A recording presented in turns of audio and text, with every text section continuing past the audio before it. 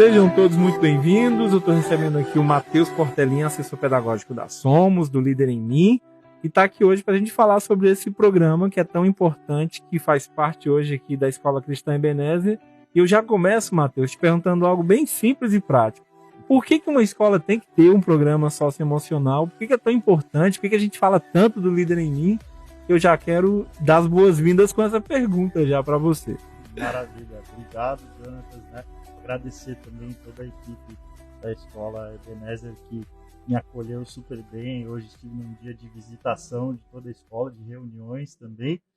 E o que eu poderia dizer é que quando a gente olha para a sociedade como ela está hoje, as questões acadêmicas elas são como se fossem insuficientes para a gente conseguir lidar com resoluções de problemas que são inerentes muitas vezes a comportamentos, a hábitos que muitas vezes a gente herda e nunca se parou para questionar, né? De onde vieram esses hábitos, onde os nossos hábitos estão nos levando, né? Então hoje por que se fala muito de competências socioemocionais?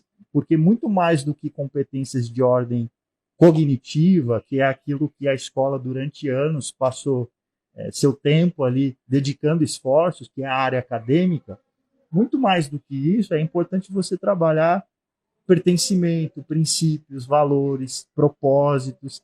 Eu diria que durante muito tempo a escola também utilizou um discurso de que esses princípios e valores tinha que vir de casa. Então essa é uma fala muito comum, né? Acontece que hoje até mesmo muitas famílias não estão sabendo como trabalhar esses princípios e valores tão fundamentais para o mercado de trabalho, para a vida acadêmica depois da escola, para se caso esse aluno queira mudar de país, ele vai ter que desenvolver competências e habilidades que vão prepará-lo para os desafios, né, desse século que é cada vez mais complexo. Então, eu diria que é por isso, né, um dos motivos pelos quais as competências socioemocionais são tão importantes no mundo que a gente está vivendo. Não, é bacana você falar sobre a questão da escola, da família, porque um dos princípios do programa é exatamente essa junção, né, da família, da escola. É um programa que é trabalhado em sala de aula, mas ele acaba Sim. também indo para o dia a dia da família. Com certeza. Como é que é essa construção de tudo isso? Com certeza. Geralmente, quando a escola adota o programa Líder em Mim, no primeiro ano, por se tratar de uma linguagem nova para o aluno, para a equipe escolar, nós da assessoria, a gente costuma orientar essa escola que é, de fato, um ano de experimentação, de se permitir vivenciar essa metodologia, né? Já que a gente trabalha muito pelo viés do autoconhecimento, né? Pelo desenvolvimento de dentro para fora. A gente busca trabalhar nas formações iniciais, inclusive, a questão desse profissional olhar quais são os papéis de liderança que ele já exerce. O que o Stephen Covey, que foi o autor dos 7 Hábitos, ele estruturou, na verdade, foi uma linguagem para dar nome a coisas que a gente já vivencia no dia a dia, que tem a ver com fazer boas escolhas, que tem a ver com se planejar, que tem a ver com se organizar melhor, que tem a ver com você se relacionar melhor com as pessoas, você cuidar da sua saúde física, mental, espiritual, né? Então, na verdade, o programa, ele no primeiro ano, ele é uma linguagem que se apresenta e a partir dessa linguagem vão surgindo pequenas práticas ao longo do dia a dia escolar até que essas práticas possam influenciar o comportamento, a vida em casa desse aluno e no futuro também, né? Se ele aprender a pensar melhor nas decisões agora, isso vai influenciar positivamente no futuro também. E faz toda a diferença, sem dúvida. Agora, Matheus, de onde é que nasceu o Líder em Mim? De onde veio, né? Um programa que a gente já está habituado, o pessoal que está assistindo já conhece, né? Já tem esse impacto no dia a dia, seja os colaboradores, professores, familiares, enfim, os alunos, então. Mas de onde é que surgiu o Líder em Mim?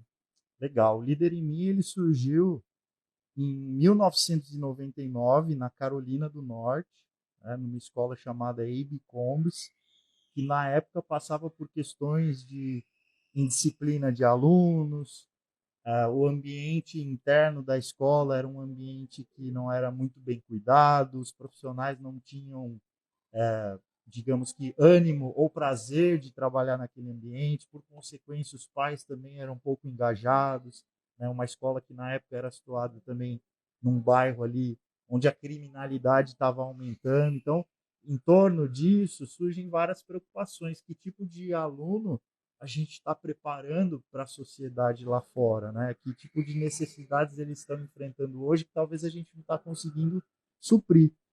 A Muriel Summers, que na época era diretora dessa instituição, ela foi fazer uma formação com o Stephen Covey chamada Os Sete Hábitos das Pessoas Altamente Eficazes. Na época, o Stephen estava divulgando, né, esse trabalho que era voltado para corporações, empresas, né, no universo adulto. E ela voltou dessa formação impactada, ela voltou com a ideia de implementar essa metodologia no ambiente escolar. Que até então não existia, Até né? então não existia.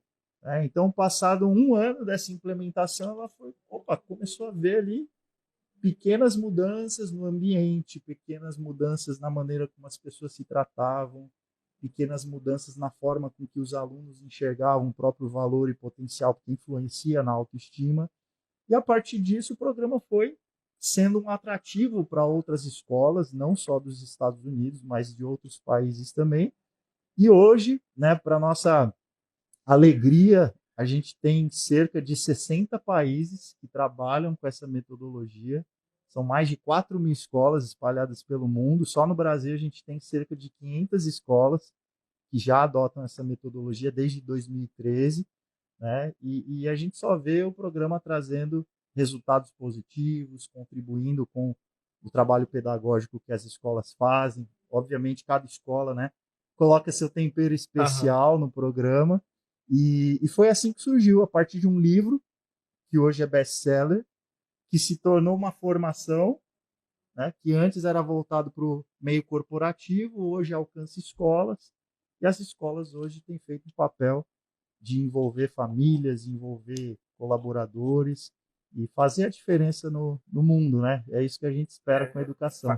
Faz toda a diferença, até porque o nosso propósito de escola hoje é educar para a vida. Sim, E não adianta você ter uma educação ou um aprendizado que vai ficar ali na sala de aula e eu me pergunto, eu vou usar isso aqui em quê? sim, E o Líder em Mim, ele faz o contraponto disso, né? Cada hábito, né? São 7 hábitos, todo mundo já conhece, né? sim. Seja proativo, comece com o objetivo em mente. Agora eu vou até o final, vamos lá. Bora. Faça primeiro o mais importante, pense em ganha-ganha, procure primeiro compreender e depois ser compreendido, crie sinergia e afine o instrumento. Exato. Cada hábito desse aqui você já tem meio que uma tarefa para cumprir agora, né? É Com muito certeza. importante isso. E ao tempo todo, cada hábito ele usa um verbo de ação, né? Ele está nos convidando para exercer uma liderança ou uma descoberta dessa liderança na prática, né? É o mão na massa e depois você, através de um material, você reforça esse entendimento, você reforça esse conceito. O que eu acho interessante, né, que faz parte de toda a história, né, que a escola vem desenvolvendo ao longo desses anos, é que se a gente analisar a grande metáfora que está por detrás da árvore, a grande analogia, né, que a árvore provoca em nós, é a relação com a nossa própria vida, com o nosso próprio desenvolvimento. Então você começa ali trabalhando na raiz da árvore, esses 3 primeiros hábitos que o Stephen Covey chama de vitória particular. É a vitória de você com você mesmo. Vou dar um exemplo, né? Você comentou que você tem uma filha, quantos anos ela tem? 7 anos. Uma coisa é você dizer todos os dias, filha, vai lá arrumar a sua cama. Filha, tem que se aprontar para ir para a escola, senão você vai se atrasar. Filha, já escovou os dentes. Filha, já organizou seu material. Uma coisa é você, na posição de pai, ou no caso, uma mãe, uma tia, um adulto em casa, sempre dizer para a criança aquilo que ela tem que fazer. Só que quando a gente olha para o material, qual que é o insight que ele traz? Ele diz o seguinte: uma hora você precisa aprender a fazer as coisas que são de sua responsabilidade sem que outra pessoa precise ficar falando. Precise ficar falando, precise ficar chamando atenção, ou às vezes se estressando, né? Dedicando energia para te lembrar de coisas que você já é capaz de fazer. Então, o que a gente chama que é essa liderança? O que é o líder em mim? É eu descobrir o potencial e o valor que eu tenho e começar a usar esse potencial e valor para realizar as minhas responsabilidades, as minhas tarefas, ajudar em casa, conviver melhor com o irmão. Não sei se ela tem Não, irmãozinho, ainda não, né? ainda Mas para não. conviver melhor com os Sim, pais, sim. Os né? primos Para e, poxa, lidar tanta gente, né, que convive. exatamente, para lidar melhor com as questões da família, para lidar melhor com as emoções, com os sentimentos, para lidar melhor com situações difíceis, né? A gente está saindo não, porque a gente está ainda numa pandemia, mas só Estamos fazendo um sabendo paralelo lidar aqui, melhor, digamos assim, né? quantos de nós fomos É. afetados emocionalmente, né, na nossa liberdade, digamos assim, de ir e vir? A gente teve que exercitar resiliência, né? Todos nós, adultos, crianças, adolescentes, a gente ainda está sendo experimentado em olhar para dentro dos nossos hábitos, para trabalhar nossa paciência, né? Nosso autocontrole, são competências socioemocionais. Então, o que os sete hábitos propõe, na verdade, é uma linguagem, e essa analogia que é a árvore, como eu estava falando, os três primeiros hábitos, eles estão ali nas raízes dessa árvore. Trabalhou bem as raízes, a ideia é que essa árvore cresça e permaneça, né, forte Uhum. para lidar com situações difíceis. Da grama para cima, que é a parte que é mais visível, os próximos 4 hábitos eles desenvolvem o que o Stephen Covey chama de vitória pública, que é o hábito 4, pense, ganha, ganha, hábito 5, hábito 6 e, por último, o hábito 7. É interessante, olhando no material, por que tem essa nuvem, esse sol e a chuva? Porque da mesma maneira que o sol, a chuva, a água é importante para nutrir essa árvore, para mantê-la sempre renovada, né? Mesmo com a passagem das estações do ano, a gente também precisa se autocuidar, vamos chamar assim, né? Então ele fala que a gente tem 4 áreas, 4 grandes dimensões, e nós temos que olhar para os nossos hábitos, que é, por exemplo, a nossa alimentação, a maneira. E não é nada novo, né? Uhum. O que Uhum. ele traz não é nada do que a gente não saiba. Mais uma organização prática, né? Bem Exatamente. didática, que faz toda a diferença. A diferença é justamente essa. É que ele dá nome para isso, ele traz um método e fala para a gente: olha, você quer ter uma vida saudável, feliz, sustentável? Isso muitas vezes não está relacionado só com finanças, né? Uhum. Com ter um saldo na conta maior do que você gostaria, mas está relacionado às vezes com paz de espírito, está relacionado muitas vezes com você cuidar do seu corpo, da sua mente, né? Do teu espírito, dos teus pensamentos, das tuas relações, porque é isso que vai, no final das contas, ser o mais importante, né? Não. Então, Meu, oh, não, meu tentei Deus, tem resumir aqui. muita coisa, tem muito conteúdo. Ó, quem ficou curioso, Sim, você que é pai de aluno aqui da Escola Cristã sim. Ebenezer, Fica a dica. isso não é nada novo pro seu filho. Se você quiser bater um papo com ele, pergunta para ele sobre os hábitos, né? Bate um Exatamente. papo. Meu filho, como é que hábito um é esse? O dois? Vai ter maior Exatamente. interesse. Até porque, Matheus, cada faixa etária e cada ano tem uma linguagem adequada para aquilo, né? Exatamente. Os primeiros anos ali tem essa pegada mais lúdica, mas Uhum. os maiores ele já tem assim vamos dizer assim, uma linguagem mais do tempo deles, né? Então, Sim, como é que é isso? O LEM tem isso, né? Essa distinção de faixa sim. etária, né? Além dessa distinção de faixa etária, né, o que a gente costuma incentivar as escolas a trabalharem ao longo de cada ano letivo, porque o Líder em Mim é um programa, vamos chamar assim, atemporal. Sim, Ele começa, mas ele não tem um tempo sim. determinado para se encerrar, né, porque é ao longo da vida. É o que a gente conhece também como lifelong learning, né, que se fala tanto hoje no dia a dia, nos podcasts, inclusive, né? O aprendizado, o tempo todo, hoje, a gente tem que se manter em constante aprendizado. Além da linguagem que a escola incentiva no seu dia a dia escolar, que toda equipe seja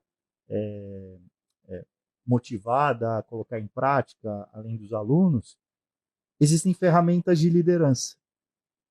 Existem práticas de liderança. Então, por exemplo, além de incorporar essa linguagem, os alunos vão aprender ao longo de cada ano, de cada semestre, a estabelecer metas para si mesmos.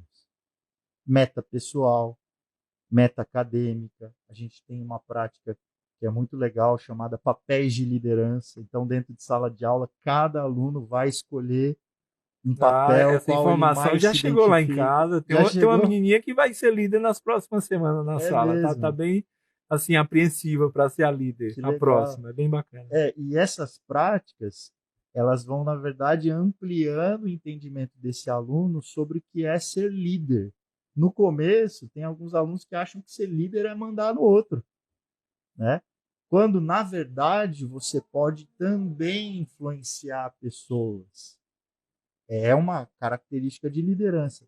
Mas eu posso liderar no esporte, eu posso liderar na tecnologia, eu posso liderar na dança, nas artes, na culinária, nas profissões, né? Um profissional, quando ele chega no mercado de trabalho, independente da função que ele for exercer, ele precisa ter características ou habilidades, competências de liderança dentro da função dele. Qual seria uma dessas características de liderança? Pontualidade, por exemplo. Um profissional hoje no mercado de trabalho, e eu já passei por essa situação alguns anos atrás, ele pode se relacionar muito bem com as pessoas. Tem um currículo Ele impecável. pode falar 3 línguas, pode ter viajado o mundo todo.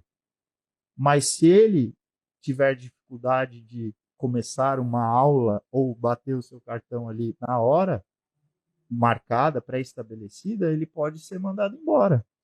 Ao passo que o contrário também é verdadeiro. Se um profissional ele é extremamente pontual, organizado, você não precisa nem pedir para ele fazer as coisas, ele já toma iniciativa, faz antes de alguém pedir, mas ele tem dificuldade de conviver com o outro.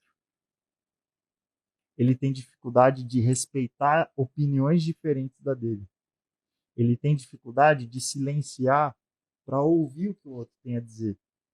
Esse profissional também pode ser no mercado de trabalho, estou dando um exemplo já de futuro, né? Já Pensando botando em nos alunos, prática, sim, sim. ele pode ser desligado da empresa. Então, hoje você precisa ter esse equilíbrio, né? Competências de ordem cognitiva, Sim. você tem as disciplinas ainda, né? Matemática, português, geografia, inglês, até porque os exames nacionais, em algum momento, eles vão exigir esse conhecimento que é técnico, física, precisa química. ter, né? Precisa, é necessário. Mas, em contrapartida, você também precisa desenvolver competências de ordem não cognitiva. Sim. Aí entra as competências relacionais, né? As competências que vão contribuir para a vida como um todo, né? Então, o papel do líder em mim, eu enxergo hoje como assessor, na verdade, é fortalecer o trabalho que a escola já desenvolve, sim, envolver mais os alunos, envolver mais a cultura escolar, né? Mostrando que cada profissional tem a sua importância, o líder não é só o diretor da escola, não é só o coordenador, né? A tia da limpeza também é líder, o tio do portão também é líder, o pessoal do marketing. Olha quantos líderes você tem na escola. E na sala de aula não é diferente, você tem potenciais ali para ser lapidados, né? Brilhos, olhos que brilham, às vezes olhando para a professora, para o professor, só esperando uma oportunidade, às vezes de apagar o quadro, uma oportunidade, às vezes, de ser o líder da organização na sala, de ser o líder da lousa, de ser o líder do silêncio, de ser o líder da recepção, de ser o líder de si mesmo, né?